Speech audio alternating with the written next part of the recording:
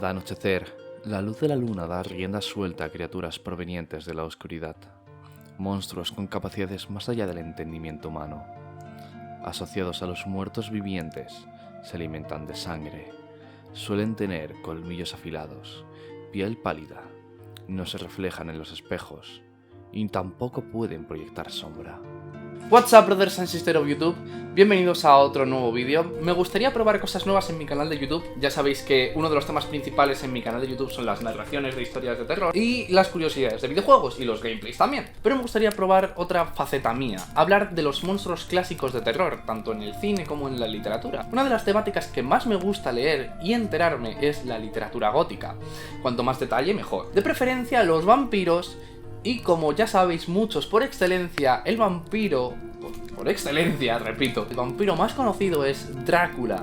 Tengo aquí la novela que leí hace un año, escrito por Bram Stoker. La cultura gótica y su estética es algo que me gusta y me gusta llevar conmigo cuando tengo la oportunidad y en verdaderas ocasiones especiales. Este libro es parte no solo de la cultura popular, sino además de la cultura gótica. Es un pilar de la cultura gótica. Desde pequeño siempre me he sentido atraído por esta criatura de la fantasía, en medios como las películas, los cómics, el cine, la literatura, el anime, pero nunca había tenido la oportunidad de leer el libro, y cuando la tuve, la verdad es que cambió mi forma de ver al personaje. Por eso considero que podríamos profundizar un poco más en la criatura de la novela, Drácula, el propio vampiro, y la novela como tal. Y antes de empezar el vídeo, me gustaría responder a una pregunta.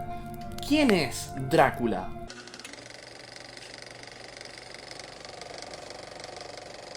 Drácula es el principal antagonista de su novela, vampiro ancestral y muy poderoso, originario de Transilvania que vive en un castillo de los Cárpatos. Se alimenta de sangre humana, inmortal y cuya figura representa la oscuridad y una amenaza exótica. Es astuto, manipulador, cortés y refinado, pero también es cruel y despiadado.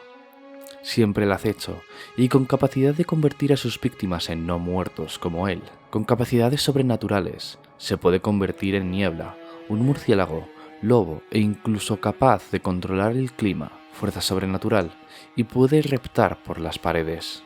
Al contrario de lo que la gente cree, la luz del sol no lo puede matar, solo debilitarlo.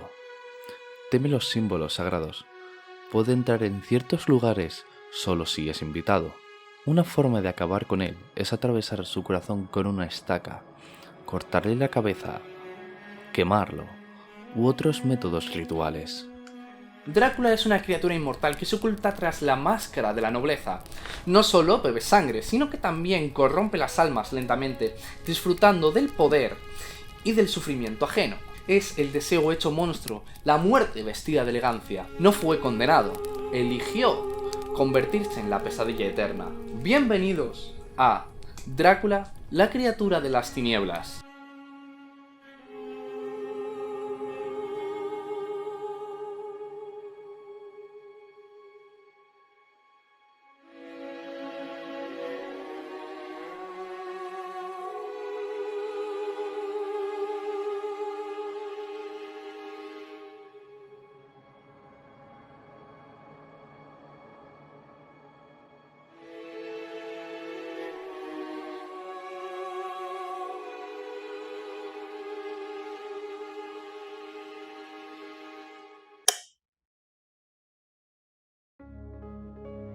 Drácula es una novela gótica publicada en 1897, escrita en forma epistolar, es decir, a través de cartas, diarios y recortes de periódico. Narra la historia del conde Drácula, un vampiro proveniente de Transilvania, que viaja a Inglaterra con la intención de expandir su especie y alimentarse de sangre humana. La novela sigue a un grupo de personajes que, al descubrir su verdadera naturaleza, intenta detenerlo. Los temas principales que aborda la historia son el bien contra el mal. Los personajes principales tratan de detener al conde en su misión de expandir su poder. La ciencia sobre lo sobrenatural. El profesor Abraham Van Helsing es un profesor holandés experto en la medicina y lo oculto, que será una gran ayuda en la historia para detener al conde. La sexualidad reprimida de la época, y es bien sabido que durante siglos la sexualidad era algo más que tabú. fue algo que incluso se prohibió por la Iglesia, incluso denominado como un pecado capital por el que irías al infierno. El miedo al extranjero realmente es una novela que habla en parte a la xenofobia. El contexto histórico está relacionado al colonialismo y al extranjero, que en Europa del Este, en una zona que los ingleses consideraban poco civilizada y misteriosa. También tenían miedo a que, en aquella época, los británicos eran potencia colonial, y tenían miedo que los pueblos colonizados o extranjeros, o lo que ellos consideraban como bárbaros, invadieran Europa. Es decir, en vez de ser Inglaterra quien coloniza el mundo, sea el mundo quien coloniza a Inglaterra. Y también xenofóbico porque los extranjeros, según el libro, son descritos como monstruos. Solo tienes que ver la descripción que le da Stoker al vampiro en su primera aparición: la vida, la muerte y la inmortalidad. Y es que estas dudas existenciales también provienen de la filosofía. No voy a dar muchas explicaciones al respecto, pero también en Drácula la inmortalidad no es un don, sino una maldición. La novela representa la muerte como algo esencial, natural y espiritual. El vampiro es un monstruo, condenado a vivir eternamente. A continuación, voy a narrar uno de los capítulos más importantes de la novela, que muestra la verdadera naturaleza del vampiro.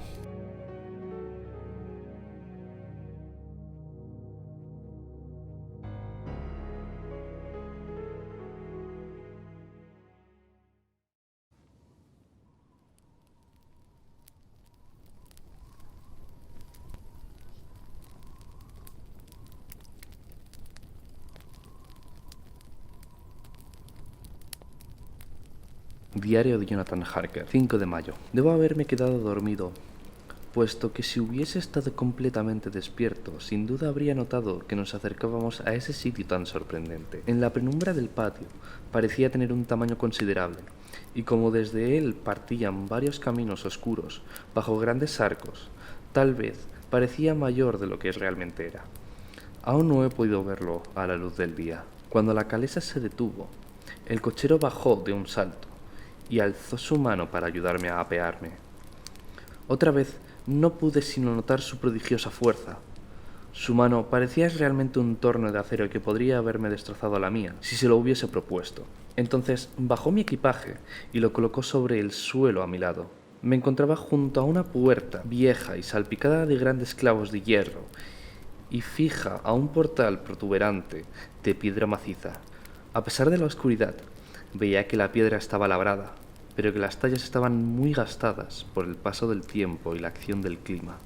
Mientras me encontraba allí, el cochero subió a su asiento de un salto y sacudió las riendas. Los caballos comenzaron a andar, y la carretera y todo desapareció por una de las oscuras aberturas. Me quedé donde estaba en silencio, porque no sabía qué hacer. No se veía ninguna campana o alabada por ninguna parte. No parecía que mi voz pudiese penetrar a través de esas paredes amenazadoras, ni esas ventanas oscuras. El tiempo que estuve allí me pareció interminable, y me invadió una sensación de duda y miedo. ¿A qué clase de sitio había llegado? ¿En qué clase de gente me encontraría allí? ¿En qué clase de macabra aventura me había embarcado? ¿Era esto un incidente normal en la vida del ayudante de un abogado enviado a explicar la compra de una finca en Londres a un extranjero? Ayudante de un abogado. A mí no le gustaría eso. Abogado, puesto que justo antes de dejar Londres me comunicaron que había aprobado el examen y ahora soy un verdadero abogado. Comencé a frotarme los ojos y a pellizcarme para ver si estaba despierto. Todo parecía una horrible pesadilla y esperaba despertar repentinamente y encontrarme en casa con el amanecer pujando por entrar a través de la ventana y descubrir que solo me sentía como me había sentido tantas veces después de un día demasiado atareado. Pero mi cuerpo respondió a la prueba del pinchazo y mis ojos no se engañaban. Me encontraba realmente despierto y entre los Cárpatos. Lo único que podía hacer era tener paciencia y esperar al amanecer. Cuando acababa de llegar a esa conclusión, escuché unos pasos pesados que se aproximaban detrás de la puerta y vi, a través de las hendiduras, el brillo de una luz que se acercaba. Entonces oí un ruido metálico de cadenas y el relinchar de cerrojos macizos al abrirse. Se oyó una llave girar con un fuerte chirrido debido a la falta de uso y la gran puerta se abrió. Dentro había un anciano alto, totalmente afeitado, excepto un bigote blanco y vestido de negro de los pies a la cabeza, sin una mínima mancha de color por ninguna parte. Llevaba en su mano una lámpara antigua, de plata, en la cual ardía la llama, sin chimenea ni fanal de ningún tipo, que formaba largas y agitadas sombras al destellar en la corriente de aire de la puerta abierta.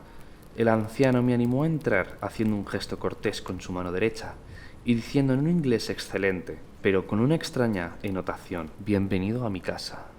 Pase y póngase cómodo». No se movió ni hizo nada para venir a mi encuentro, sino que se mantuvo quieto como una estatua, como si su gesto de bienvenida le hubiese convertido en piedra. Sin embargo, en el instante en el que comencé a traspasar el umbral, me movió impulsivamente hacia adelante. Sacó su mano y sujetó la mía con fuerza, que me hizo encoger de dolor. El hecho de que parecía fría como el hielo no alivió este efecto. Parecía más la mano de un muerto que la de un hombre vivo. Luego volvió a decir: «Bienvenido a mi casa. Siéntase a su gusto y deje algo de la felicidad que trae». La fuerza del apretón de manos era tan similar a la del cochero, cuya cara no había visto, que por un momento dudé si no sería la misma persona con la que estaba hablando. Por tanto, para asegurarme pregunté: «¿El conde Drácula?». Se inclinó con cortesía mientras respondía: «Soy Drácula y le doy la bienvenida a mi casa, señor Harker.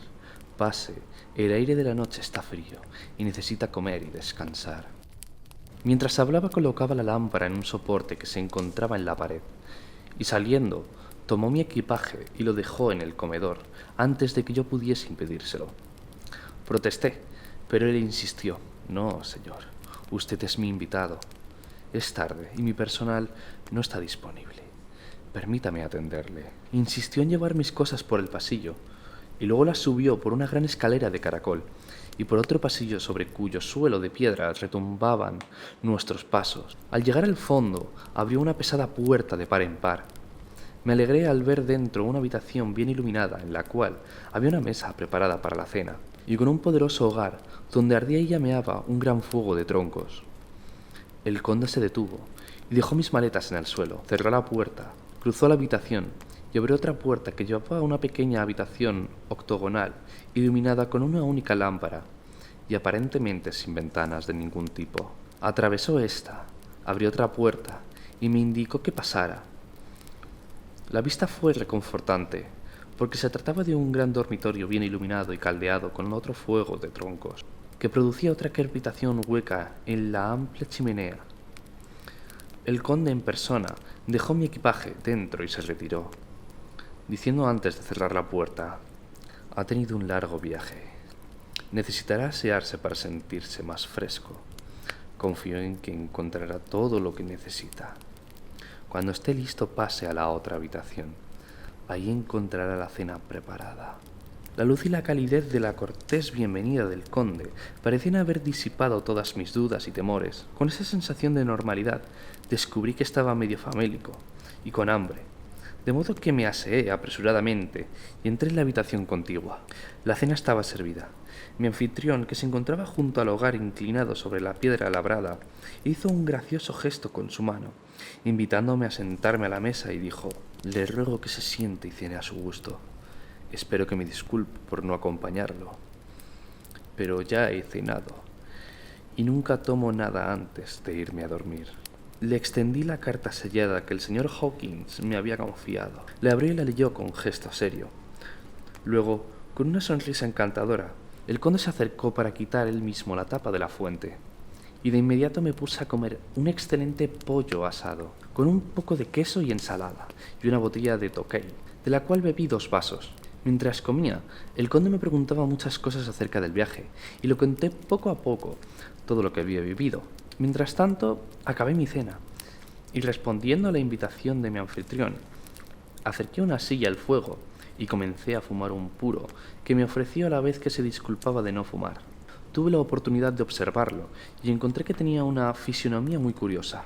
Su cara era muy aguileña, con puente alto en su nariz, delgada y ventanas especialmente arqueadas, con una noble frente abovedada y escaso pelo alrededor de las sienes. Sus cejas eran muy tupidas, casi se juntaban sobre la nariz, y con pelo espeso que parecía rizarse por su propia abundancia.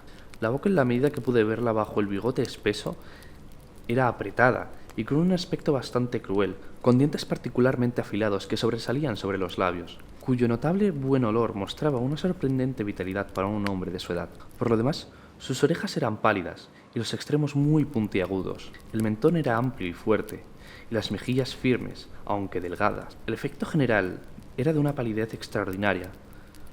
Hasta ese momento solo había notado el envés de sus manos, que se encontraban sobre sus rodillas mientras estaba sentado junto al fuego, y me habían parecido bastante blancas y delicadas, pero ahora al verlas más de cerca no pude evitar ver que eran bastante toscas, anchas y con dedos cortos. Aunque suene raro, tenía pelos en el centro de las palmas, sus uñas eran largas, finas y recortadas de forma puntiaguda. Cuando el conde se inclinó hacia mí y sus manos me tocaron, no pude reprimir un estremecimiento. Tal vez se debiera a que su aliento era maloliente, pero una horrible sensación de náusea me invadió. Mas hiciese lo que hiciese, no pude ocultarla. El conde evidentemente lo notó y se echó atrás, y con una sonrisa algo macabra, que enseñó más que antes sus protuberantes dientes, volvió a sentarse en su sitio junto al hogar.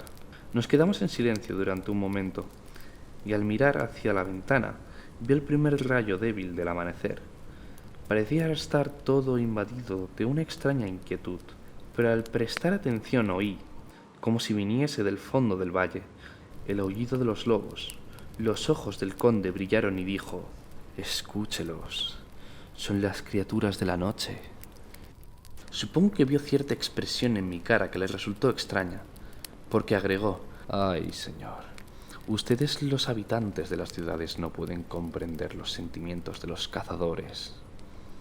Luego se puso de pie y dijo: «Pero debe estar cansado. Su habitación está lista, y mañana puede dormir hasta la hora que quiera. Estaré fuera, de modo que duerma bien y tenga bonitos sueños». Se inclinó con cortesía, me abrió la puerta de la habitación octogonal y yo entré a mi dormitorio. Tengo un mar de dudas. Dudo, temo y pienso un montón de extrañas cosas que no me atrevo a confesar ni a mi propia alma. Que Dios me ayude, aunque más no sea por los que amo.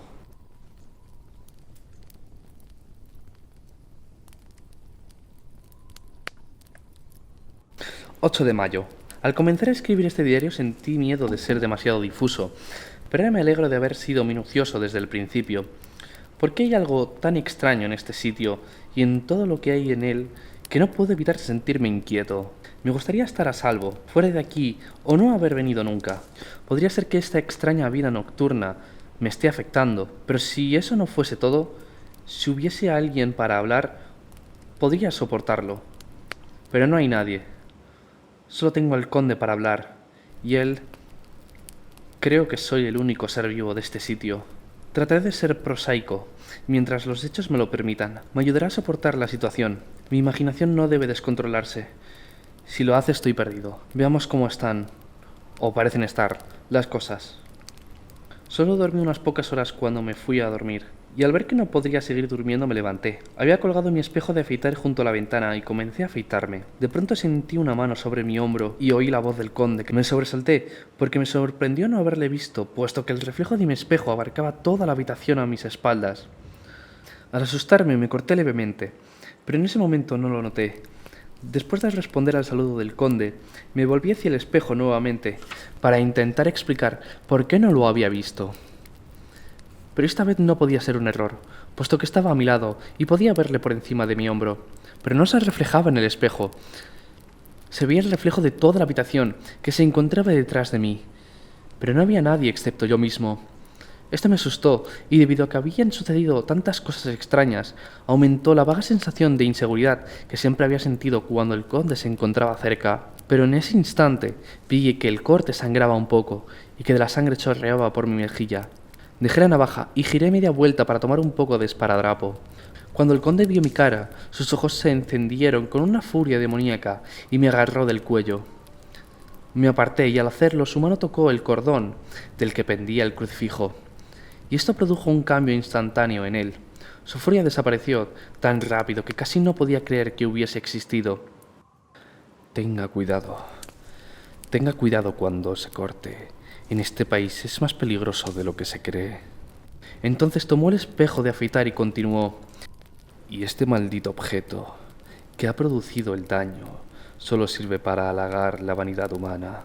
¡Fuera de aquí!, dijo y abrió la pesada ventana con un tirón de su terrible mano. Echó el espejo a lo lejos de las piedras del patio y éste se rompió en 1000 pedazos. Entonces se retiró sin decir una sola palabra. Es muy incómodo, porque ahora no puedo afeitarme, a no ser usando mi reloj o la base de mi frasco de afeitar, que por suerte es de metal. Cuando fui al comedor, el desayuno estaba preparado, pero no vi al conde por ninguna parte, de modo que desayuné solo. Es extraño que hasta ahora no haya visto al conde comer o beber. Debe ser un hombre muy peculiar. Después del desayuno exploré un poco del castillo. Salí por las escaleras y encontré una habitación que miraba al sur. La vista era magnífica y desde donde me encontraba se podía ver de todo. El castillo estaba en el borde de un terrible precipicio. Si cayese una piedra desde la ventana, caería 1000 pies sin tocar nada. Hasta donde el ojo puede ver hay un mar de copas de árboles verdes y ocasionalmente algún espacio vacío, donde hay un abismo. Aquí y allá donde los ríos serpentean en profundos cañones se ven hilos plateados a través de los bosques. Pero no estoy de humor como para describir la belleza, porque después de contemplar la vista continué explorando y encontré puertas y puertas por todas partes, todas cerradas y con el cerrojo echado. A excepción de las ventanas en los muros del castillo, no hay salidas por ningún sitio. El castillo es una verdadera prisión, y yo soy un prisionero.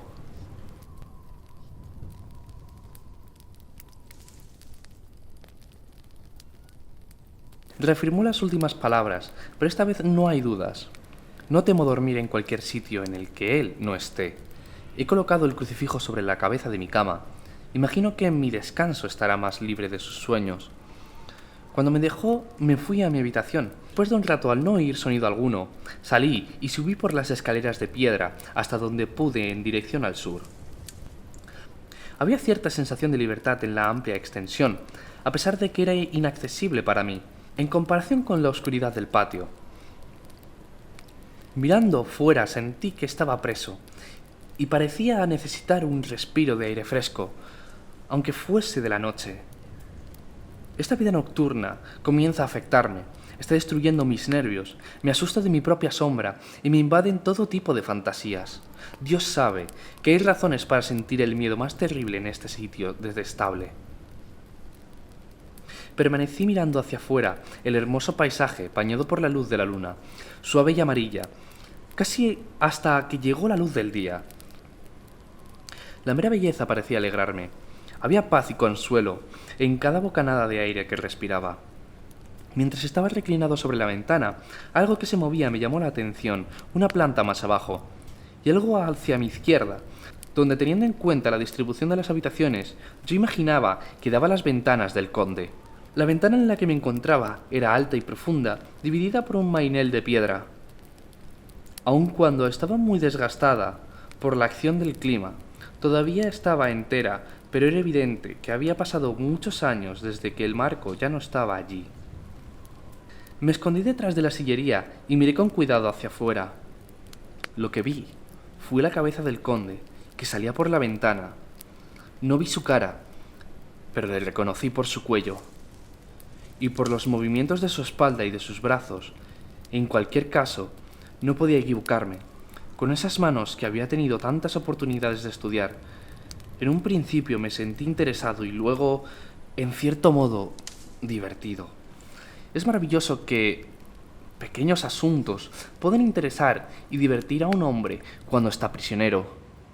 Pero mi sensación cambió a la repulsión y al terror cuando vi que emergía completamente de la ventana, comenzaba a gatear hacia abajo por el muro del pasillo y sobre el terrible precipicio con la cara hacia abajo y la capa extendida como grandes alas. En un principio no podía creer lo que veía. Pensé que era algún truco de la luz de la luna o algún efecto extraño de las sombras, pero seguí mirando y me convencí de que no era una ilusión. Vi cómo los dedos se sujetaban de la esquina de las piedras, despojadas del mortero por el paso de los años, y cómo utilizaba cualquier protuberancia e irregularidad para desplazarse hacia abajo a una velocidad considerable, como lo hace la lagartija por una pared. ¿Qué clase de hombre es este? ¿De qué clase de criatura con apariencia de hombre se trata? Siento que el terror que me produce este horrible lugar me domina. Tengo miedo. Un miedo terrible. Y no tengo escapatoria. Estoy tan aterrorizado que no me atrevo a pensar en...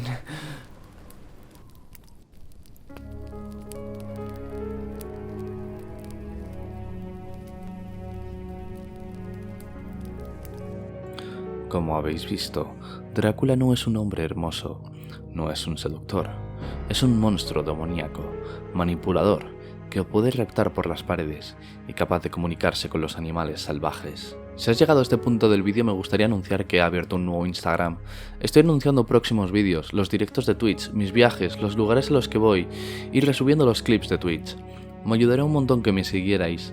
También tengo un canal de Discord donde estamos jugando entre amigos y se anuncian los directos y vídeos que subo y jugar todos los que estamos dentro del servidor.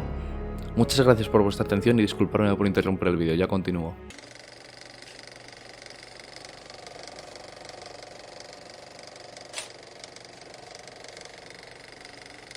Según el folclore y las definiciones modernas, el vampiro es un ser no muerto que se alimenta de la esencia vital, es decir, lo que hoy conocemos como la sangre de los seres vivos. Se les describe como pálidos, con colmillos afilados, uñas largas y puntiagudas. No tienen reflejo en los espejos, tampoco tienen sombra.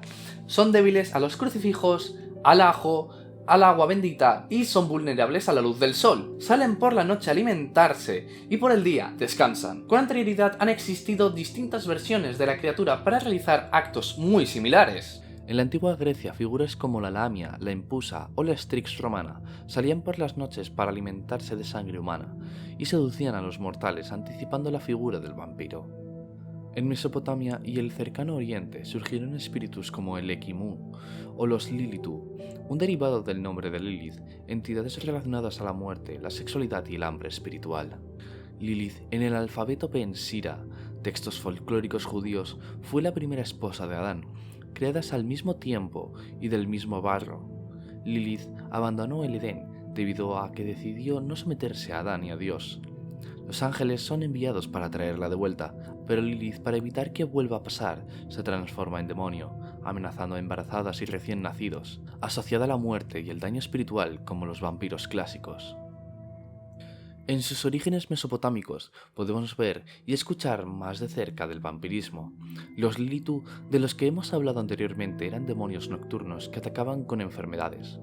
Comparadas con otras mitologías, la lamia en Grecia, la empusa o los estrígiles son figuras nocturnas que beben sangre. No es hasta la literatura gótica y ocultista moderna que Lilith empieza a aparecer como una criatura vampírica que chupa sangre y seduce a los hombres. Los que sois más espabilados habéis visto que se puede asociar a un tipo de demonio que se comporta y tiene las mismas características que un vampiro.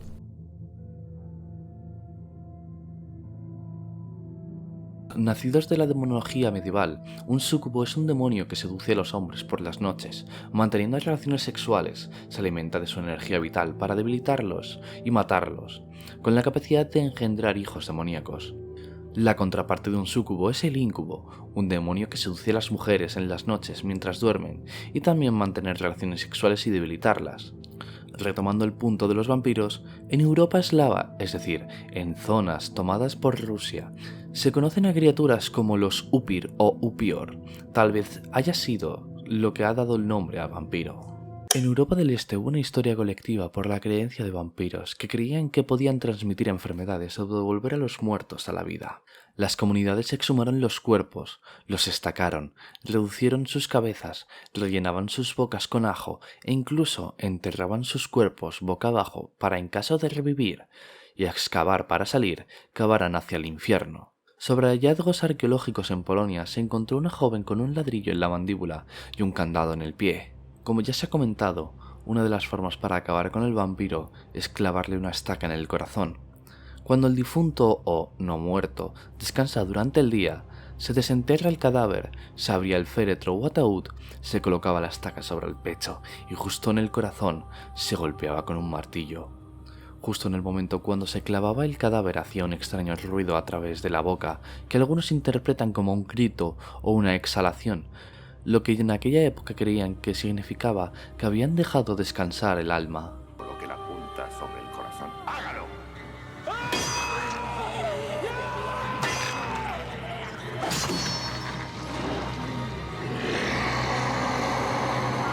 Si replicamos este proceso con un cuerpo del que estemos seguros que no es un vampiro, o no está haciendo la transición a vampiro, lo más probable es que tengamos el mismo resultado. Su explicación científica se debe a que, en realidad, ese grito o exhalación son gases que provienen del interior del cuerpo del cadáver. Cuando una persona fallece, se llena de gases y se hincha su cuerpo. Se le conoce como volumen remanente, lo que antiguamente se creía que estaba respirando o que podía dar la sensación de que se alimentaba.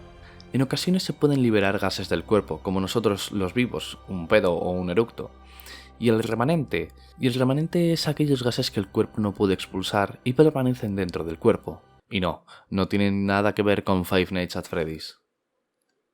El cuerpo empieza un proceso de descomposición, y esa descomposición hace una transición a un estado gaseoso por el trabajo de ciertas bacterias. Estos gases llenan el cuerpo, la persona encargada de liberar el alma del fallecido atraviesa el cuerpo con una estaca y se produce una liberación de gases, dando esa sensación de que se produce un grito o un supuesto cuerpo relajándose y da una última exhalación.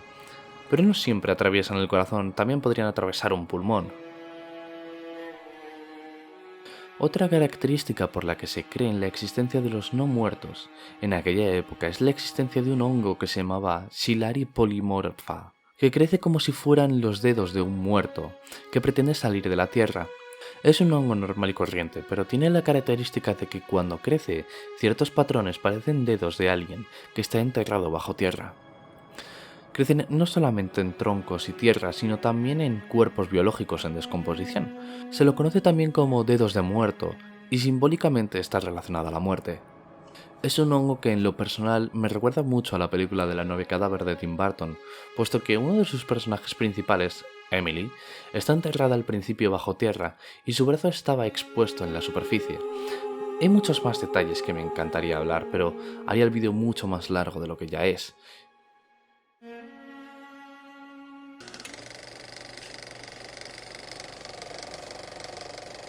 Retornando al personaje, hemos visto distintos aspectos en la cultura del vampiro, pero me gustaría resaltar el aspecto que le da Bram Stoker en su novela.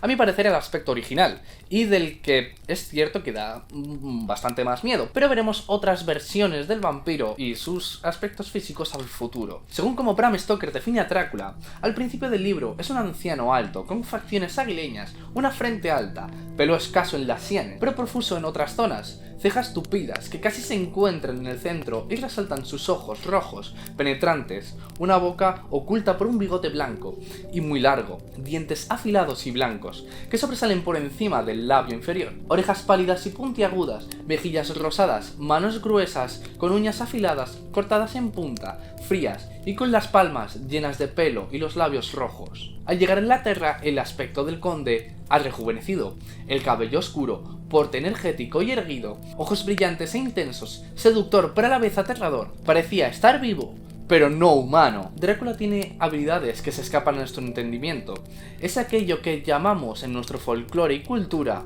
vampiro. En el cine hemos visto adaptaciones muy similares. En Drácula de Bram Stoker de 1992, interpretado por Gary Oldman y dirigida por Francis Ford Coppola, el aspecto del vampiro se resume en un cabello blanco, voluminoso, una bata roja y larga, piel muy pálida, manos huesudas con uñas largas, movimientos muy lentos pero hipnóticos, como si algo no estuviera bien con él. Una adaptación que representa la decadencia, poder y misterio. Cuando llega a Londres, su aspecto es similar a lo que hemos visto en el libro, muy joven, con el cabello negro, largo y suelto, mirada intensa y seductora, vestido con un traje victoriano de color negro, sombrero de copa y gafas de sol. Pero a diferencia de lo que hemos visto en el libro, la visión que nos dio Coppola en esta adaptación es un vampiro mucho más seductor. Sus intereses, aparte de malvado, son también puramente románticos y trágicos. Es muy similar a otras versiones que hemos visto del vampiro, y no me refiero a Crepúsculo. He de decir que esta visión romántica y trágica con elementos artísticos victorianos me gusta muchísimo, una visión que ha dejado tanta huella en el cine, hoy en día, que también se utiliza para adaptar al vampiro en otros medios. Me gusta tanto esta caracterización artística que parte de mi estética lleva algo de él. Hablando de la película, esta se nutre mucho de la cultura gótica, contiene los pilares más importantes de este movimiento: terror, romanticismo, entre otros ámbitos del estilo. Un romance prohibido, su arquitectura victoriana mezclada con la arquitectura gótica, el ambiente, el sonido, imágenes tenebrosas, la sexualidad, sentimientos, su historia. El director Francis Ford Coppola hace un muy buen trabajo en esta película. Dejó huella en la cultura gótica, pero, siendo sinceros, tuvo muchísimas libertades artísticas. La historia sigue siendo la misma, pero cambia muchas cosas que ocurren en el libro, y aún así jugó muy bien sus cartas. Hubo muchos problemas durante la producción de la película. Por ejemplo, Keanu Reeves quería interpretar un acento inglés, que no consiguió, y eso dificultó su interpretación, pareciendo que estaba sobreexagerando. También hubo tensiones entre Coppola y Gary Oldman, que interpreta a Drácula, también entre Gary Oldman y Winona Ryder. Aún así, a pesar de los problemas durante la producción, todo salió bien. Los visuales de la película son geniales. Gary Oldman y Anthony Hopkins hacen una interpretación estupenda. La banda sonora es maravillosa. Su historia, a pesar de no ser exactamente la misma del libro, es muy buena, con una visión del vampiro que ha dejado un legado e inspiración para otras versiones del vampiro. Si esperas que esta película sea una adaptación del libro, te vas a llevar una gran decepción, pero como película sola te aseguro que está muy bien. La recomiendo bastante. Y no vamos a hablar de esta película. Otra adaptación de la que tanto estoy enamorado es Nosferatu de 1922 y la adaptación de 2024, pero de esa hablaremos más adelante. Nosferatu de 1922 es una adaptación sin derechos de autor de Drácula. Friedrich Murnau no consiguió los derechos de autor de la novela de Drácula, y aún así estaba decidido a realizar una adaptación. Sin embargo, para evitar ser denunciados, cambiaron ciertos aspectos de los personajes, los lugares donde ocurren los hechos e incluso aspectos del personaje principal, el conde Orlok. En esta adaptación ocurre casi lo mismo. Para mi parecer es una visión mucho más maldita que el conde Drácula. Su origen es algo difuso y extraño, casi rozando lo ocultista, lo que hace que sea mucho más atrayente y misterioso. Su origen no está del todo explicado en la película, pero se nos da a entender que es hijo de un demonio, lo que tiene sentido al ser una figura sobrenatural, capaz de transmitir la peste a través de las ratas, como una maldición divina sobre el pueblo. Es una encarnación de la enfermedad, la corrupción y la muerte. El conde Orlok puede morir con la luz del sol, lo que transmitió por primera vez en la cultura popular que los vampiros podían morir con la luz del sol. La visión de esta película quería transmitir miedo de verdad. Era una idea similar a lo que se ve en la novela original, un monstruo maldito que solo busca hacer el mal. La productora de esta película, Prana Films, tenía intenciones de hacer más películas de terror relacionadas con temas paganos, esotéricos y de temas paranormales. Por eso es que el aspecto del vampiro y su origen sean tan oscuros. El cofundador, Alvin Grau, era ocultista y artista visual. De ahí viene el deseo de esta productora a esas películas oscuras.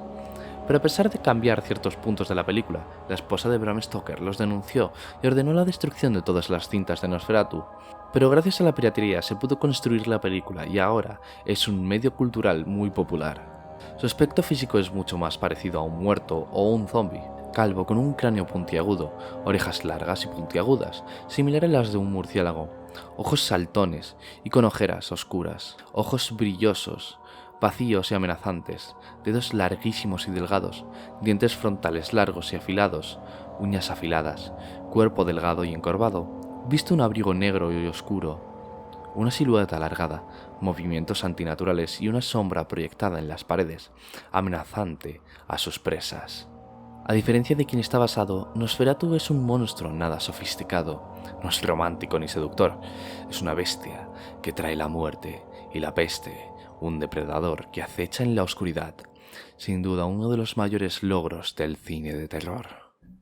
Nosferatu ha sido tan exitoso y tan importante en la cultura popular que ha servido para crear otras obras literarias y audiovisuales importantes. Además que Nosferatu ha tenido otras 3 adaptaciones al cine.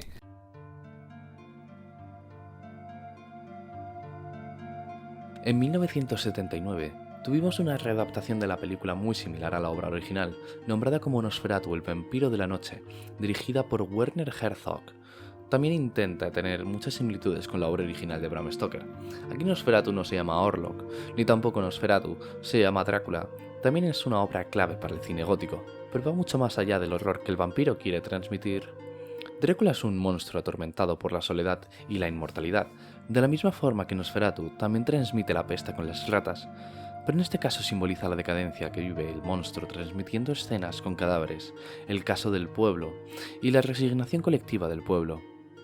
El horror que quiere transmitir esta película es más existencial, no utiliza sustos convencionales, sino contraluces muy fuertes, muchas sombras que esconden incluso las figuras de los personajes y escenas puramente poéticas. Explora el lado más humano del monstruo a pesar de no ser una criatura humana o viva. Es un clásico que también tienes que ver, estoy seguro que te va a enamorar, porque en ocasiones no nos asusta un monstruo que se esconde en las sombras para comernos, sino también puede ser la simple idea de... La muerte es cruel por ser inesperada, pero la muerte no lo es todo. Es más cruel no poder morir. Quisiera poder participar del amor que hay entre usted y Jonathan. La ausencia de amor es el dolor más profundo.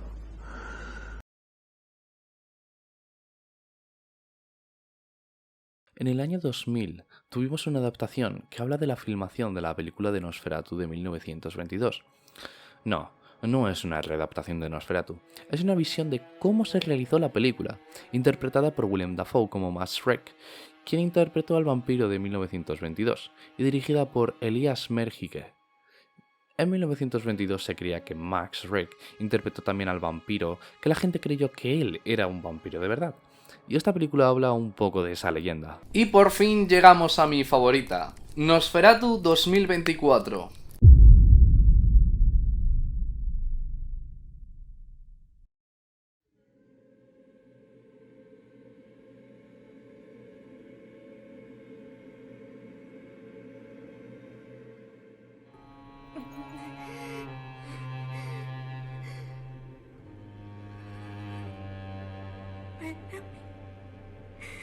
Ven a mí, ángel custodio, espíritu de consuelo, espíritu de cualquier esfera celestial. Quien seas, oye mi llamada. Ven a mí.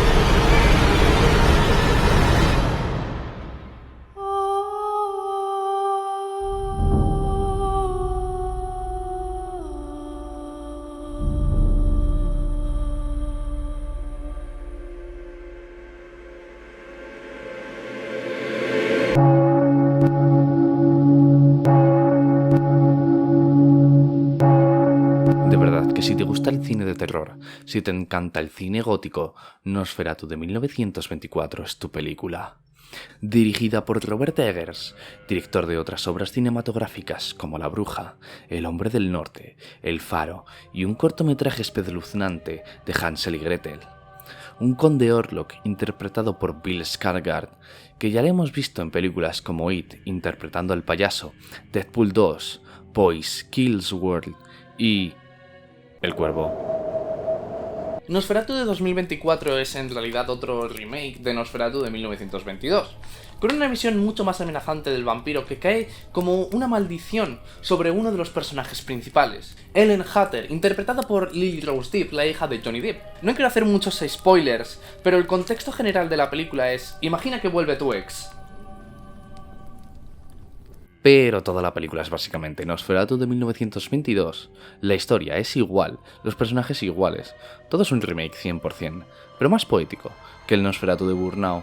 El amor y el deseo como una maldición. Nunca me has complacido como lo hizo él. Y es que Robert Eggers desde niño se enamoró de Nosferatu. Hizo una adaptación con muchísimo corazón para el teatro del colegio, intentando asimilar el blanco y negro de las ropas y assets, y con 42 años, en la actualidad, se ha superado. Robert Eggers es conocido también porque sus películas tienen una filmografía tan espectacular gracias a su director de fotografía, Jarin Balsche, o Jarin Balske, o no sé cómo se llama, o se pronuncia.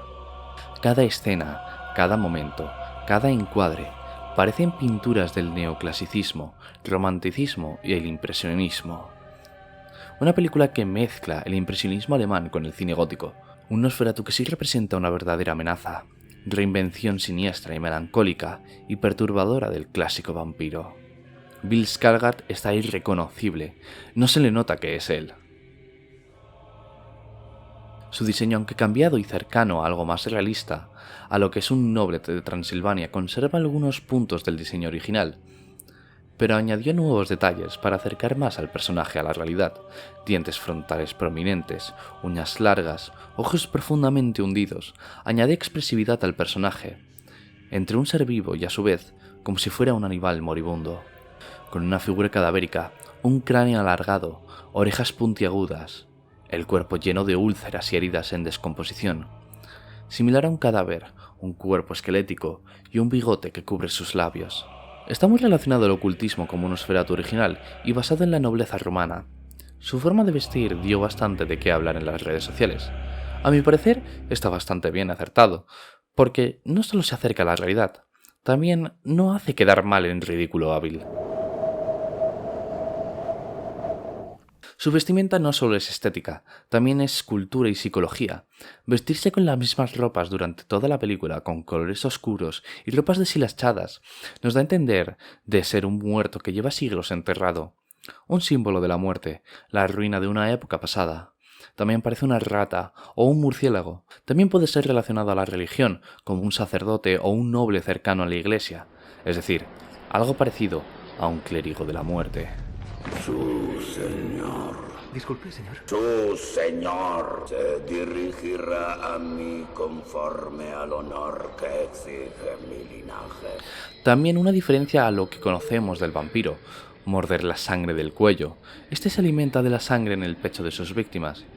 Puede ser referencia a alguna creencia religiosa, debido a que algunas pinturas religiosas aparecen deidades heridas en el pecho. Pero lo cierto es que antes de la existencia de Drácula y su golpe cultural, existía en Rumanía otra criatura llamada Strigoi.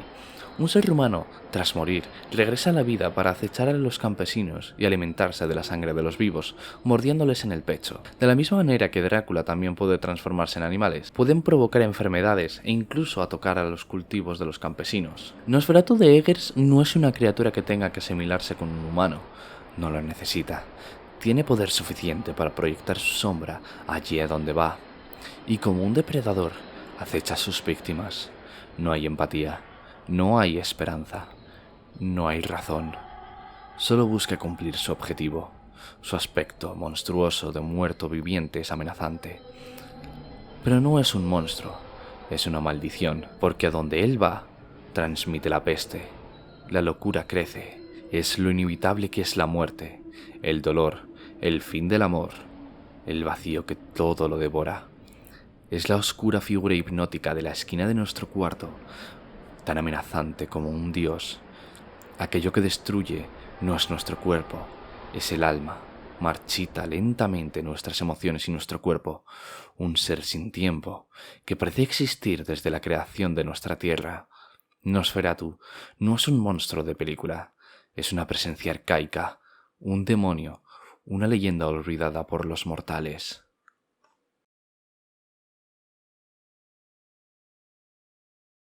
Si tengo que hablar de Nosferatu como inspiración, creo que debería destacar dos obras en especial. Originalmente, Salem Slot es una obra literaria de Stephen King, El misterio de Salem Slot, uno de los escritores de terror más reconocidos en los últimos años.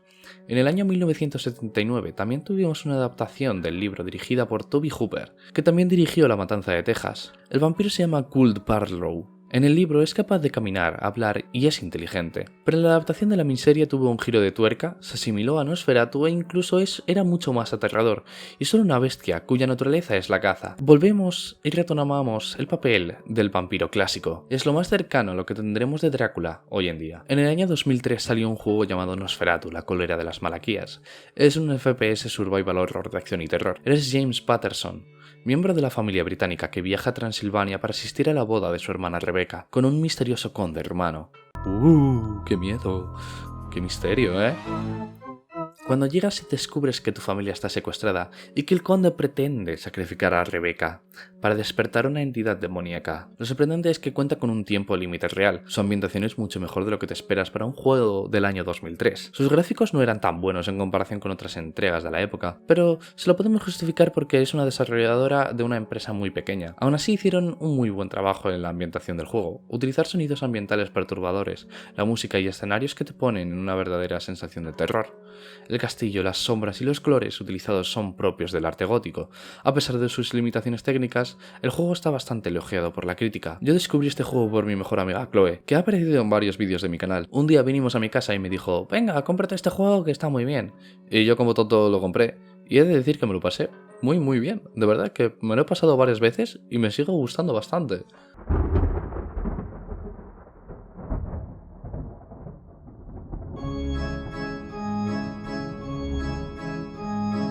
Volvemos al vampiro del que estábamos hablando antes, Drácula. La primera adaptación oficial que tuvo el vampiro en el cine de terror. Drácula, interpretado por Bela Lugosi y dirigida por Todd Browning y Karl Freund, con la productora de Universal Studios. A finales de los años 20 y principios de los 30, Universal Studios estaba buscando tener relevancia con películas de terror. Recién había llegado al cine sonoro y una película de terror era una idea que no quisieron desaprovechar. La famosa película se basa en realidad en una obra de teatro de 1924 que a su vez se basa en el libro, y a su vez en la obra de teatro participó el mismo Bela Lugosi. Bela Lugosi fue fundamental para la interpretación del vampiro. Su imagen tan icónica dio pie a muchísimas versiones muy similares al vampiro de Lugosi. Fue tan icónico que se creía que Lugosi era un vampiro de verdad. Por eso su personificación del vampiro es tan buena. Lugosi, al ser una persona muy reservada, alimentaba el mito, y por si fuera poco, el día que Lugosi falleció, se lo enterró con el traje de Drácula con el que interpretó al personaje. La realidad es todo lo contrario. Lugosi se enfadaba si se le relacionaba con el vampiro. Y no creía en lo sobrenatural, pero sabía que el misterio ayudaría en su carrera cinematográfica. Pero esta no es la primera vez que pasa. Leyendas así han pasado por personas como Mark Schreck en su personaje de Nosferatu, que después del papel creyeron que era un vampiro de verdad. Boris Karloff con su interpretación de Frankenstein. Y más veces ha pasado.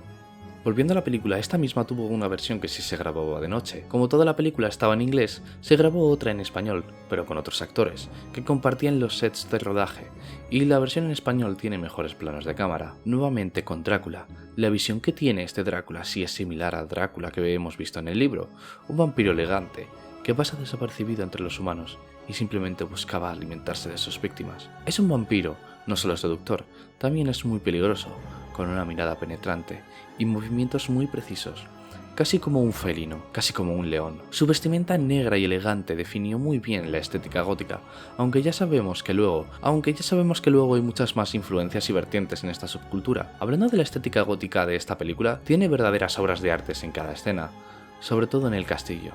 Parecen fondos de pantalla, y sin duda, las primeras veces que hemos visto a Lugosi como el vampiro en el castillo de Transilvania es sin duda Aura Farming. Créeme que si te interesa el tema de los vampiros y el estilo gótico, Drácula de 1931 es una película bastante entretenida. Eso sí, no te esperes una película con los estándares de hoy en día, porque tienes que pensar que es una película antigua de 1931. Tras el estreno de la película, hubo muchísimos remakes y muchísimas interpretaciones distintas de este personaje, y no solo por parte de Universal Studios. Sin duda, el Drácula de Bela Lugosi es tan icónico que ha quedado parodiado por series, videojuegos, películas y cómics, como es por ejemplo el caso de Marvel y DC.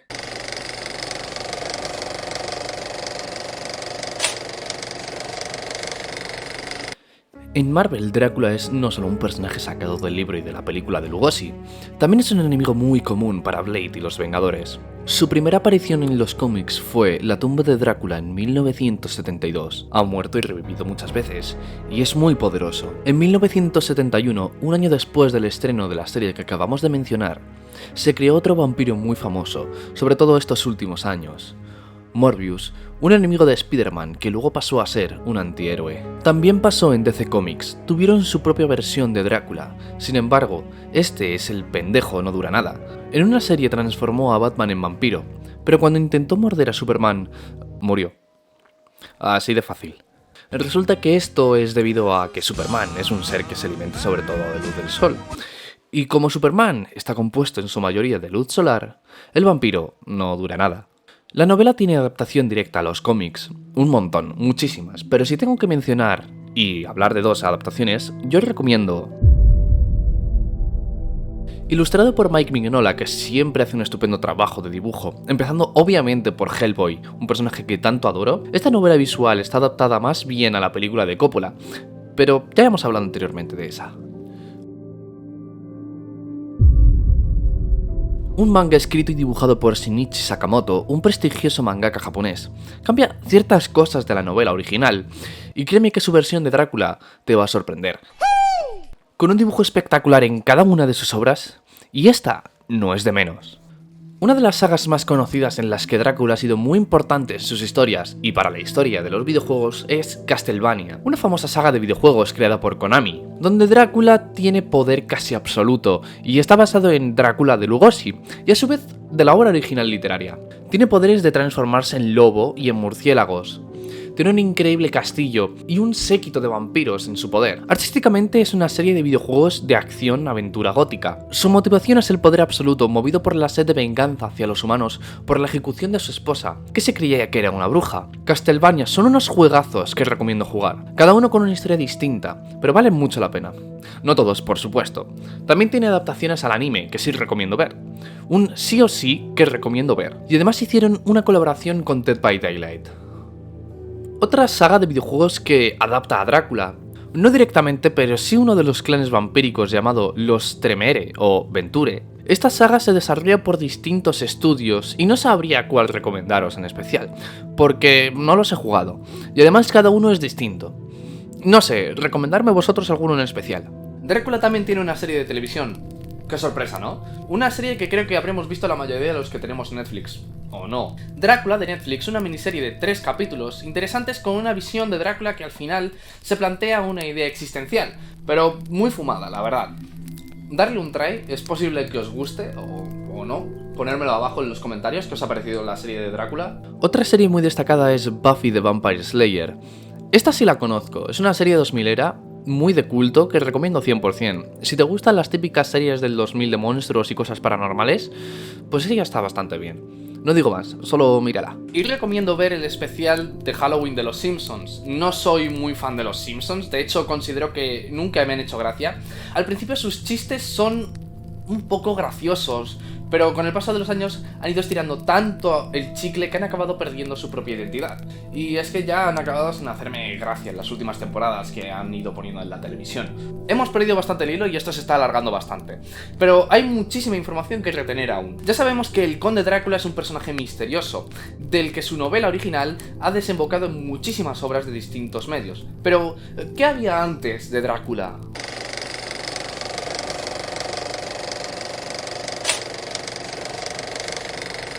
Drácula no salió simplemente de la nada. Bram Stoker tuvo que nutrirse de conocimientos antes para escribir su novela. En el año 1819, John Polidori creó la que se considera la primera historia de vampiros en la literatura inglesa, introduciendo al vampiro aristocrático seductor, lo que sería un antecedente para el Conde Drácula.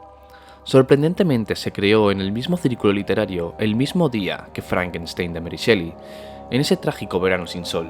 Lord Ruthven, un misterioso aristócrata seductor que oculta ser un vampiro, a través de su relación con un joven llamado Aubrey, seduce y destruye a aquellos quienes los rodean.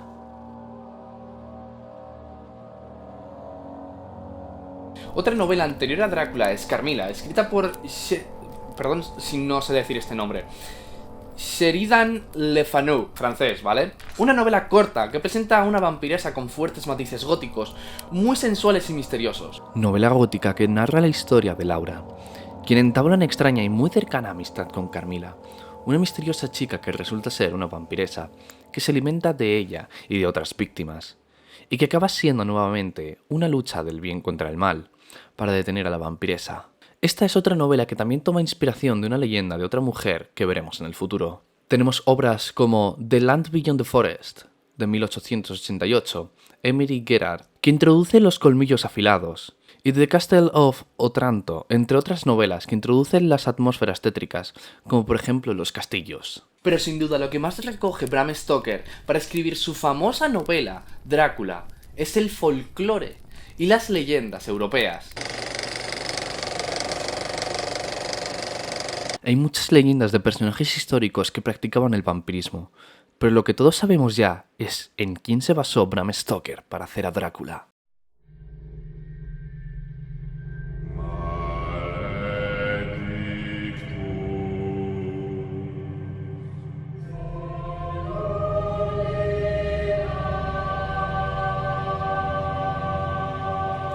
Vlad Tepes, también conocido como Vlad el Empalador o Vlad Dracul III, fue el príncipe de Valaquia en el siglo XV, en el sur de Rumanía.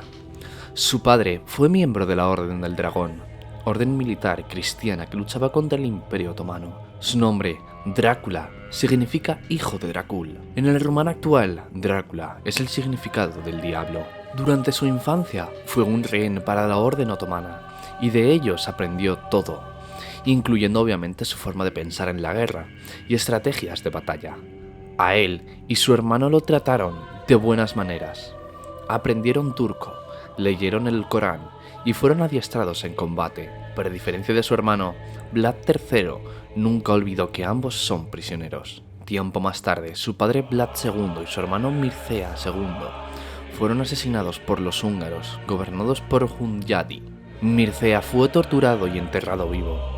Esto provocó que Vlad III se convirtiera en heredero al trono de su padre y con un pequeño ejército consiguió conquistar Valaquia.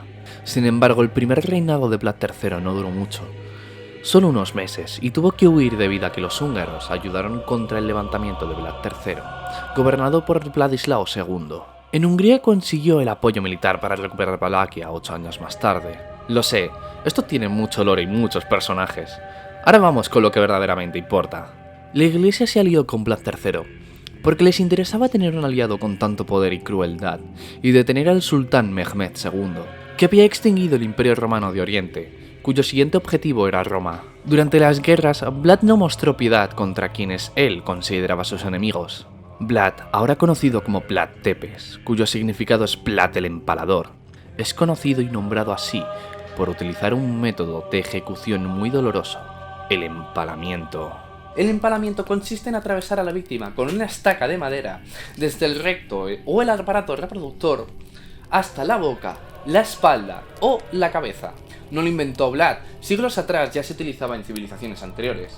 No solo lo utilizó en guerra, también lo llegaba a utilizar como un castigo a quienes él consideraban sus enemigos, o quien se lo mereciese según él. También lo llegó a utilizar como un castigo a quienes cometían crímenes. Se sabe que este monstruo llegó a buscar a boyardos, otomanos, traidores que conspiraron en el asesinato de su padre, también criminales comunes como asesinos, ladrones, vagabundos, invasores otomanos, sajones, pobres y mendigos. Se cuenta una leyenda que narra aquella vez que Vlad invitó a enfermos y mendigos a una cena. Cerró el edificio y los quemó para limpiar su país de inútiles. Vlad engañó a los boyardos valacos con sus familias para invitarlos nuevamente a una cena, con la idea de dejar el pasado atrás. Pero él no olvida ni perdona. Arrestó a sus enemigos, a los mayores los empaló y a los jóvenes los obligó a realizar trabajos forzados, como la construcción de su fortaleza en Poenari. Como ya he mencionado antes, ejecutó a los sajones con el empalamiento. Esto es debido a que los colonos alemanes, es decir, los sajones, eran una minoría y mejoraron la economía del país. Se convirtieron en una minoría muy privilegiada a comparación de la población local. los colonos empezaron a conspirar con enemigos del trono de Vlad. Tampoco tuvo piedad en la ciudad de Varsov. Los sajones mostraron su apoyo a un pretendiente del trono. Vlad entonces hizo empalar a 30.000 personas, hombres, mujeres y niños, y se dice que disfrutó más tarde de una cena mientras los ejecutados agonizaban de dolor, y más tarde Varsov ardió en llamas. Un pequeño número de personas que no asesinaba los obligaba a alistarse a su ejército. Durante las guerras contra el sultán Mehmed II, Vlad organizó un empalamiento masivo a los otomanos y colocó los cuerpos empalados a lo largo de la ruta del ejército turco, lo que aterró al propio Mehmed y dio nombre a una escena tan horrible que conocemos como el Bosque de los Empalados. Un bosque lleno de cadáveres atravesados por una estaca, más de 20.000 soldados turcos y musulmanes. Se cree que el camino se extendió hasta 8 kilómetros de longitud. Era tan horrible que se cree que Vlad utilizó armas biológicas contra el ejército de Mehmed, pero no hay ningún registro de que ninguna de sus plagas funcionara. Drácula se casó con una mujer. No está claro quién fue. Lo mejor que se sabe es que pudo haber sido Anastasia, hija de la reina de Polonia. Se cree que esta mujer se suicidó precipitándose desde la torre del castillo de Poenari y cayendo al río. La princesa es un río lleno de lágrimas de tristeza. Esto es justo lo que nos cuenta la película, que nos deja entender de que en realidad la película está mejor estudiada de lo que pensamos. Se cree que lo hizo durante la conquista otomana del castillo, pero la leyenda cuenta que lo hizo por celos, ya que Vlad tenía pensado casarse con otra mujer. Tiempo después, finalmente, y tras 6 años de reinado de terror, Vlad fue vencido por los otomanos y su hermano Radu, hermano de Drácula, y fue coronado. Radu apoyaba a los boyardos y rechazó el terrible castigo que imponía su hermano a los presos. Drácula no fue asesinado, huyó a Hungría y allí fue ordenado ser encarcelado. Durante su encarcelamiento se empezaron a esparcir rumores que narraban sus violentos actos en prisión, como por ejemplo que cogía a las ratas, les arrancaba la cabeza y luego las partía en trocitos. Hago un salto temporal muy grande de 12 años en el que Vlad no estuvo prisionero en una mazmorra, pero sí bajo la sombra del rey de Hungría. Vlad regresa a Valaquia, toma el trono por muy poquito tiempo y es asesinado en una emboscada por los turcos en 1476, con alrededor de 45 años. Le cortaron la cabeza y la enviaron a Estambul, y allí el sultán ordenó exhibirla en Constantinopla, clavada en una pica a las puertas de la ciudad. No se sabe a ciencia cierta dónde está enterrado su cuerpo. Se cree que está en el monasterio de Snagov, en Rumanía, pero excavaciones recientes no encuentran hallazgos acerca del cuerpo de Vlad. También se cree que está en el monasterio de Comana, pero este año en 2025 se descifraron unas inscripciones en una lápida haciendo referencia a Vlad Tepes y con una supuesta simbología a la Orden del Dragón. Quien esté interesado en este nuevo hallazgo, dejo la noticia en la descripción. Vlad Tepes es considerado hoy en día como héroe nacional en Rumanía. ¿Y qué conexiones tenía con el vampiro? No hay pruebas que demuestren que Bram Stoker haya conocido a detalle la historia de Vlad, pero en las leyendas y crónicas históricas que conocemos del tirano sean la base fundamental para la novela. Sin embargo, Stoker construyó a un aristócrata vampírico que vive en Transilvania, mezcla las leyendas folclóricas de vampiros y el aura del príncipe valaco. Además, que históricamente no hay registro de que Vlad consumiera sangre. En realidad esto era propaganda enemiga construida por los enemigos sajones, y de ahí esto se entremezcla con la literatura gótica y de terror que conocemos hoy en día de los vampiros. Además que, como ya hemos comentado, Drácula, el de la novela, es una criatura sedienta de sangre, al igual que el hombre en el que se basa. En resumen, Vlad no practicaba el vampirismo como se cree, o eso no se sabe. Ahora dejadme haceros una pregunta. ¿Qué otros personajes históricos sí han practicado el vampirismo?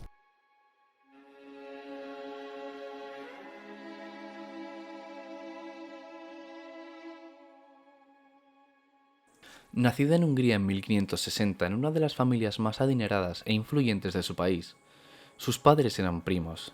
Antiguamente esto era algo natural, y esto produce problemas serios de consanguinidad, es decir, problemas o deficiencias en el desarrollo del hijo, y podrían ser problemas físicos, problemas mentales, etc. Aquí en España ya conocemos a alguien que sufrió de estas deficiencias en el pasado, Carlos II de España. En el caso de nuestra querida Bathory, es mental, porque sufría de epilepsia, y es posible que otra de sus deficiencias fuese su comportamiento. Desde pequeña Bathory era una niña muy difícil, muy prepotente. Para ella sus sirvientes eran simples objetos a los que trataba mal. A los 13 años se quedó embarazada, y la familia se avergonzó tanto que tuvieron que dar en adopción a ese niño. Apenas se saben cosas acerca de él. Con 15 años se casa con el conde Ferenc Nadasdy. Una boda espectacular a la que acuden 5.000 personas, y se van a vivir juntos a un castillo de la familia de él. Más tarde se mudarían al castillo de Kastis, no se me da muy bien hablar en húngaro. Elizabeth, incluso ya mayor, aún seguía siendo una mujer mandona, una mujer maltratadora, una mujer arrogante. E incluso se obsesionó con la juventud. Durante mucho tiempo no mató a nadie, pero en los últimos años de su matrimonio empezó a cometer crímenes, sobre todo contra sus sirvientas. Una de sus doncellas preferidas le estaba cepillando el pelo. La pobre doncella tiró muy fuerte del cabello, haciendo daño a Elizabeth. Esta se giró tan rápido y la abofeteó tan fuerte que la joven sangró. La sangre salpicó a Elizabeth en su mejilla, y cuando sintió el tacto de la sangre en su piel, sintió como si esa zona empezara a rejuvenecerse. Se guardó ese secreto para ella misma y sintió tanto placer que durante su matrimonio continuó todo con normalidad. Tiempo después, su matrimonio termina, fallece su marido y libera todos esos pensamientos que tiene acerca de la sangre y la juventud. Se queda con el castillo y la gente del pueblo. Empieza a cometer actos tan horribles como, por ejemplo, al principio enviaba a su gente a los pueblos, a caminos solitarios y a bosques, zonas poco frecuentadas, a buscar a chicas jóvenes de familias pobres. Cuando llega al castillo, Elizabeth las torturaba con tijeras, las amputaba, las quemaba, utilizaba miel para insectos y efectivamente utilizaba la sangre de sus víctimas en rituales. Más adelante continuó con chicas un poquito más ricas. Cambió su modus operandi. Empezó a dejar de raptarlas y las empezó a invitar a castillos con la excusa de enseñarles lenguajes, educación. Y Bathory era una mujer muy culta para la época. Empezó a invitar a chicas aristócratas muy jóvenes para que se queden unos meses. Abrió un ginaceum, que en realidad era una escuela internado para chicas jóvenes. Los rumores se esparcían. Cada vez hay más testigos de sus fechorías, y se inventa que una chica de su internado había matado al resto de chicas, pero nadie la creyó. Cada vez empezaron a aparecer más cuerpos, con diferentes tipos de heridas, incluyendo las de mordeduras, e incluso cuerpos mal enterrados. En un viaje a sus propiedades en Viena, unos monjes escucharon unos gritos desgarradores de una joven que provenía del castillo de Elizabeth. En la historia de Elizabeth Bathory hay muchos personajes, como por ejemplo un ayudante que se consideraba una bruja, quien era la que le decía aquellas cosas de los rituales de sangre. El rey Matías II de Hungría sube al trono. Le llegan los rumores y encarga enviar a que le investiguen. Envía a Georgi Thurzó, que tomó testimonio de 300 personas, y todas cuentan leyendas de que en el castillo torturan a personas con quemaduras, cortes, baños de agua fría en invierno, y baños de sangre para mantener la juventud. Thurzó organizó una redada contra Elizabeth en su castillo. Entró con un séquito de soldados, y se encontraron a chicas jóvenes maltratadas, algunas vivas, otras agonizando, y otras ya fallecidas, cuerpos mutilados y restos por todas partes, algunos cuerpos incluso en ataúdes improvisados. La sorprendieron con varias de sus doncellas. La parte macabra, el mito, dice que la encontraron en un baño de sangre. Thurzó no permitió que se la tocara con violencia cuando fue detenida en el nombre del rey. Se acusó de un montón de crímenes y sus cómplices también fueron detenidos y juzgados, algunos ejecutados y decapitados o quemados. El castillo de Elizabeth fue más noble, por decirlo de alguna forma. Fue condenada al aislamiento en una habitación de su castillo, donde la tapiaron todos los posibles accesos, y con una sola rejilla para pasar comida y agua. Así permaneció durante 4 años, hasta que murió en 1614. Ese mismo día, le dijo a uno de sus guardias que sentía las manos frías, y este hizo caso omiso. Momentos más tarde, se la encontraron muerta, con una frase tan oscura como: «Mire qué fría tengo las manos». Se acostó con la misma ropa que llevaba todos los días en su condena. Antes de su fallecimiento y durante su condena, empezó escribiendo cartas y terminó escribiendo en las paredes.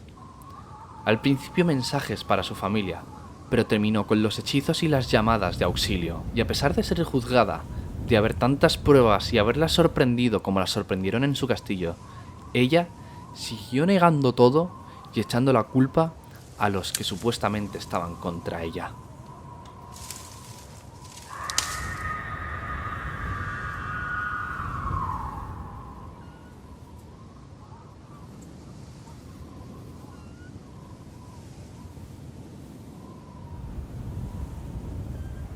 Falleció el 21 de agosto, pero no es hasta el 15 de noviembre que se le hace un funeral muy discreto. Se la enterró en una iglesia, pero por quejas de los aldeanos se tuvo que mover su cuerpo no se sabe a dónde. Posiblemente a una propiedad de la familia, pero no se sabe dónde está enterrada igualmente. ¿Realmente Bathory se bañaba en la sangre de sus víctimas? Tenemos que recordar que el vampirismo o las leyendas de vampiros eran muy temidas y se habían extendido por toda Europa, sobre todo el siglo pasado. Recordemos que Bathory en 1600, siglo XVII, nació la leyenda de Vlad Tepes, Vlad el Empalador, de quien también se extendieron leyendas de que consumía sangre. No hay pruebas de que Bathory se bañara en sangre, pero sí registros de las torturas y de beber sangre, si es posible que lo hiciera. Muchas de sus víctimas eran mordidas por Bathory. Estoy seguro que muchos reconocéis estas características que tenía Bathory en un personaje específico de la saga de Resident Evil. Ethan Winters.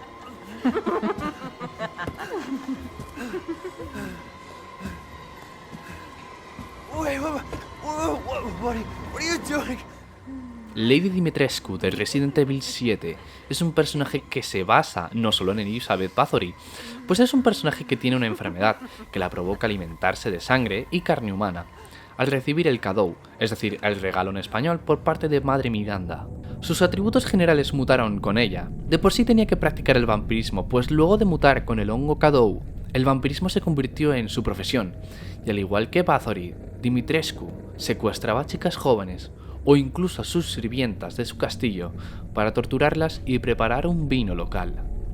También está basada en la leyenda japonesa de Hachisaku-sama, y no solo fue inspiración para el mundo de los videojuegos, también sirvió para darle nombre al famoso grupo de black metal.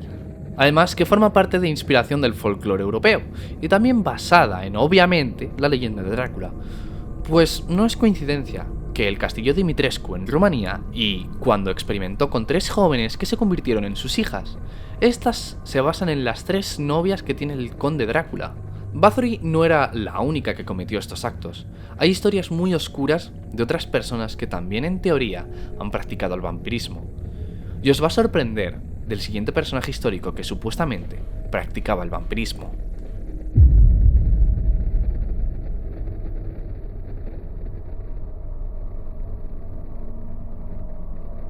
Ahora mismo, muchísimos de vosotros estaréis preguntando: ¿quién es este tío? Pero os digo, Juana de Arco. La cosa cambia seguramente, ¿verdad? Gilles fue un noble caballero mariscal francés y compañero de armas de Juana de Arco. Tras la muerte de Juana de Arco, ejecutada en la hoguera, Gilles continuó y luchó contra los ingleses, pero también desperdiciaba el dinero entre riquezas, mucho oro y telas caras, obras de teatro, entre otras cosas. Parece ser que su estabilidad mental decaía, ya que tomó de rehén a un monje en medio de una misa que estaba dando amenazando con matarlo. La justicia eclesiástica abrió una investigación recogiendo testimonios de desapariciones de niños en los alrededores de distintas residencias de nobles. Gilles se tuvo que presentar ante el tribunal eclesiástico bajo cargos de asesinato de niños, sodomía e invocar al diablo, alquimia, ofensa a la majestad divina y herejía. Fueron condenados a la tortura de la desaparición de 140 niños o más. Y finalmente, Gilles y sus cómplices confiesan con todo lujo de detalles, todos los crímenes cometidos. Nuevamente Giles y sus secuaces fueron condenados a la horca y más tarde a ser quemados. Pero el cadáver de Giles se sacó de la hoguera mucho antes de ser enterrado. Giles no practicaba el vampirismo al 100%, no consumía sangre, pero sí se dice que disfrutaba mucho del asesinato y gozaba de ver la sangre brotar y salir de ellos, cuando los descuartizaba y los torturaba, lo que la gente describía como un devorador de la vida. Similar a como ya hemos comentado antes que suele hacer un vampiro, pero para el momento no existía el concepto de vampiro moderno.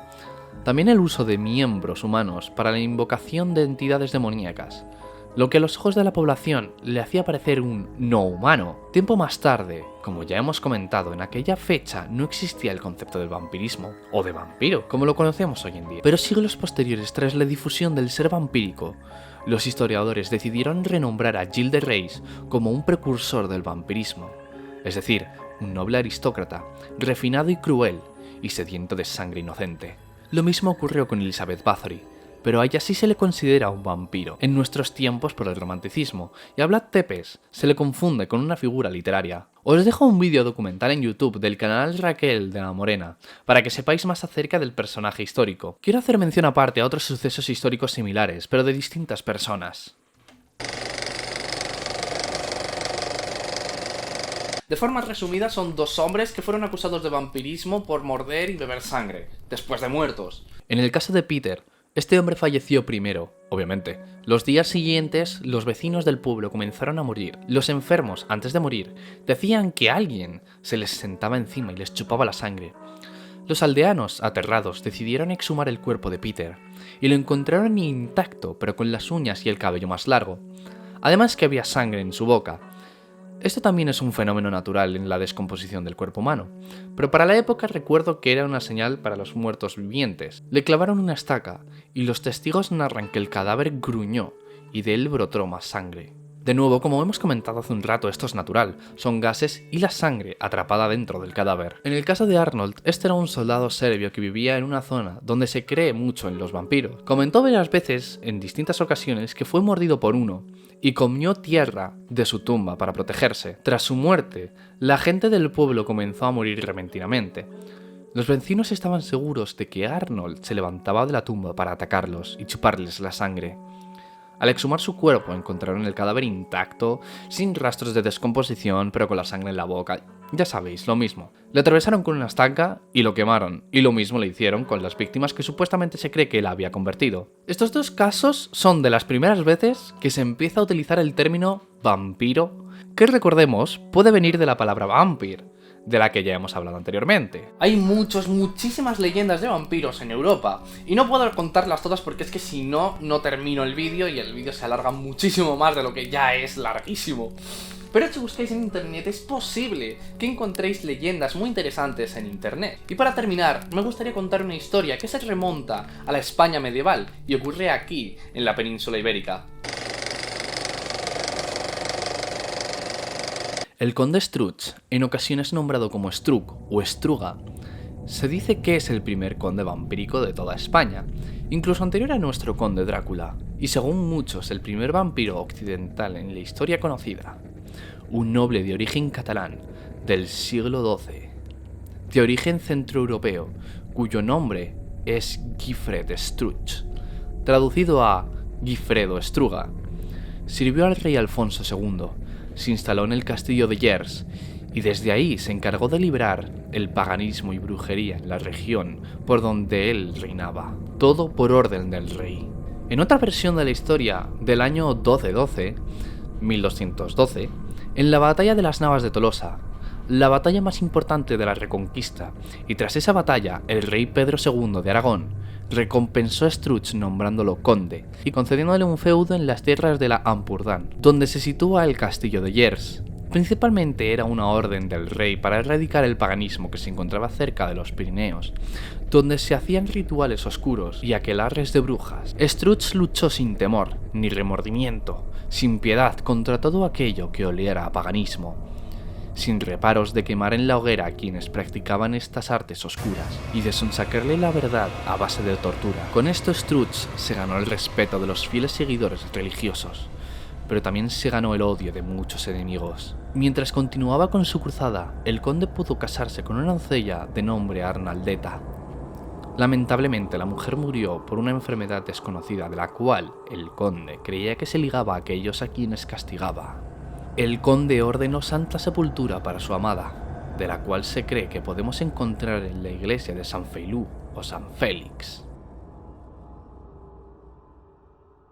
Desde entonces el conde luchó con más fiereza contra sus enemigos paganos, atribuyéndoles la enfermedad mortal de su esposa, y de entre todos destaca una vieja bruja que tras muchos problemas consiguieron atrapar y llevar a la hoguera, y que antes de morir lanzó una maldición sobre el caballero.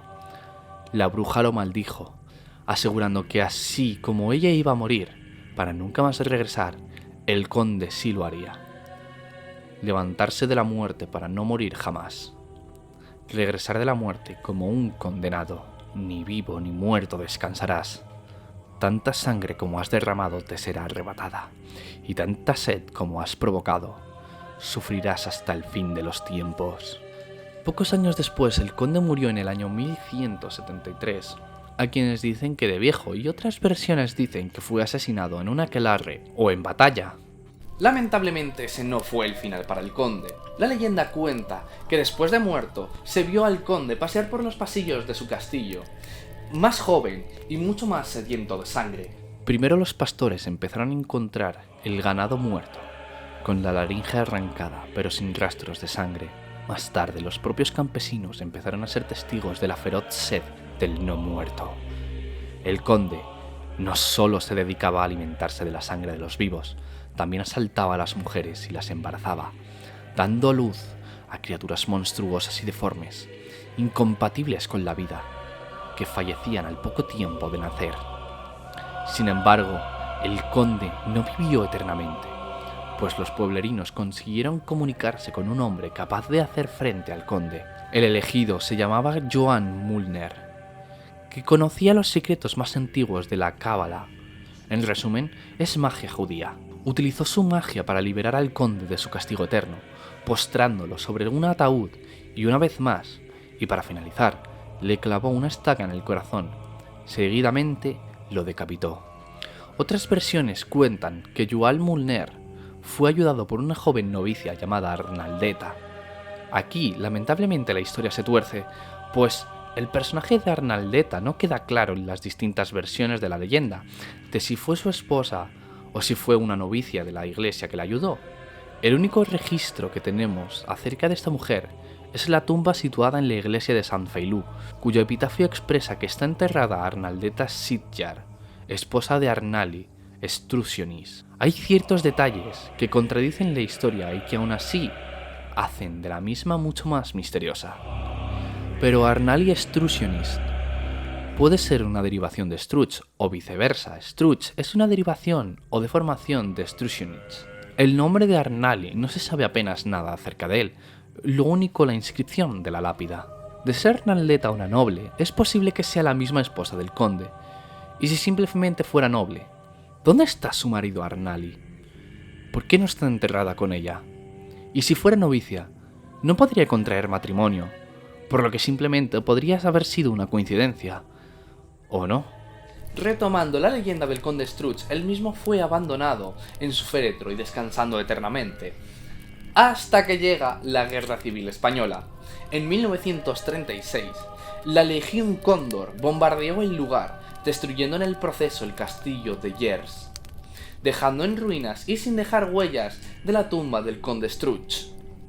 A quienes estén interesados, les dejo un enlace donde podéis leer la leyenda del conde Struch con más detenimiento. Otra leyenda vampírica también muy cercana geográficamente a la del conde Struch es la del conde Arnau, que también se sitúa en Cataluña. Os dejaré abajo un enlace para que también podáis leer acerca de él. Os dejo también abajo en la descripción unos enlaces a una web que recopila los casos más famosos de vampirismo en Europa y de leyendas muy interesantes.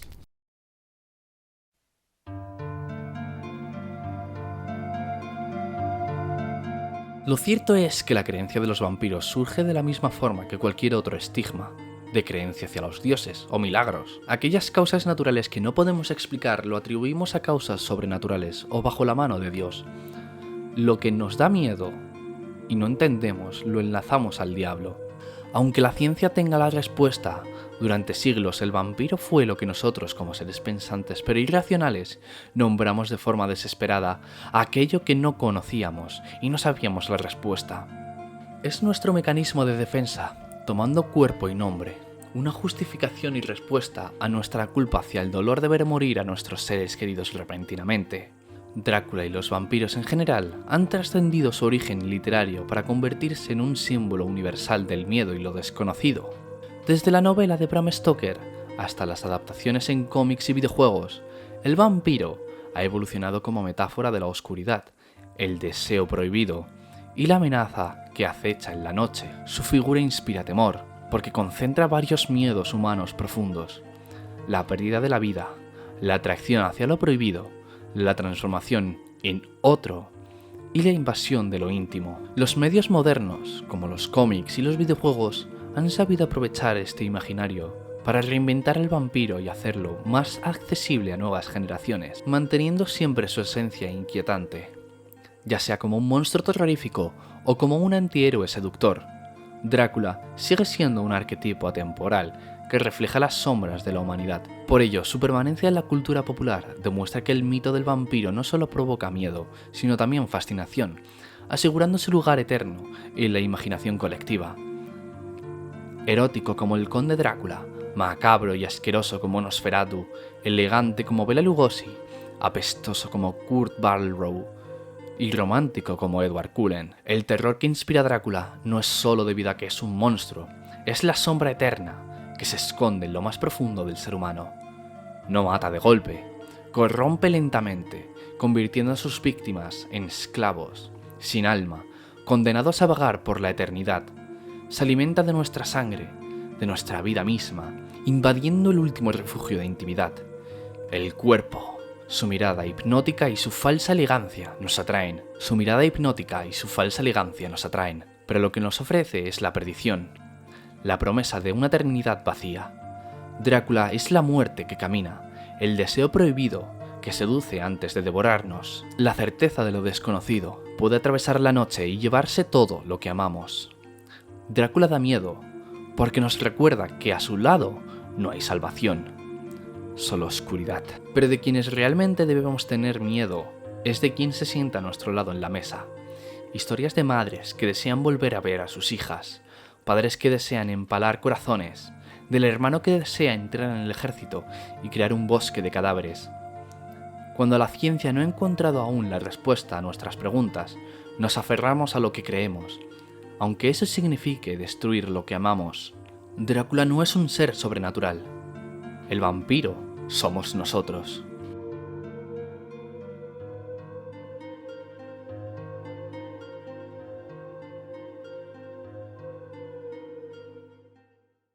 Llegamos al final del vídeo y concluimos con esta reflexión de Drácula y los vampiros. Os animo a que leáis las obras literarias antes mencionadas: El vampiro de Polidori, Camila de Fernou, Drácula de Midnight Children y por supuesto la obra literaria original de Bram Stoker.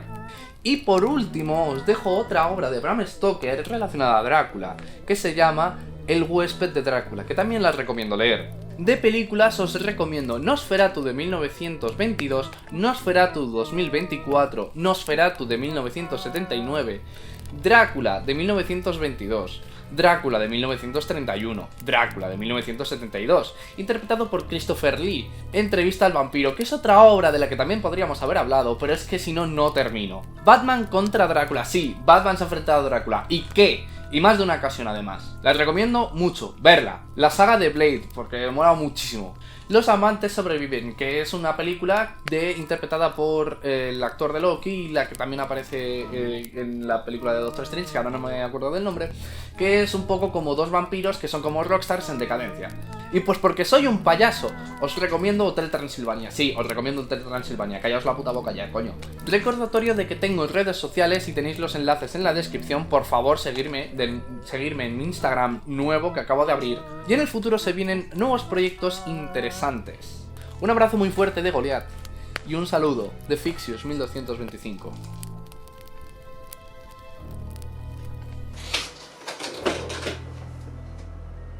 Yo creo que voy a regrabar el principio.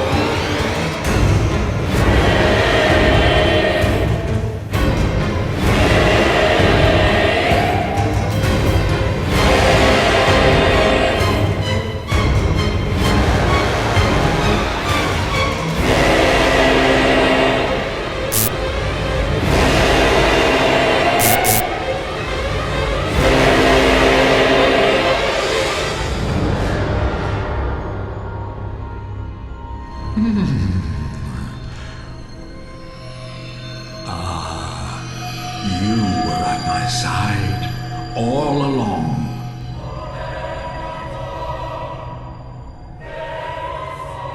My true mentor, my guiding moonlight.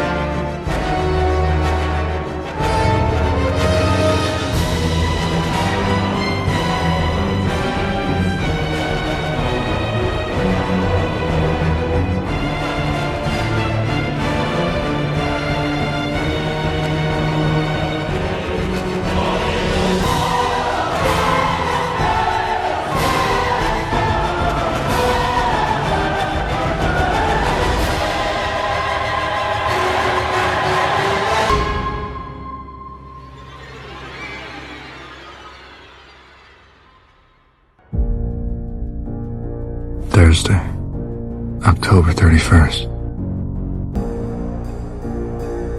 The city streets are crowded for the holiday, even with the rain. Hidden in the chaos is the element, waiting to strike like snakes. And I'm there too, watching.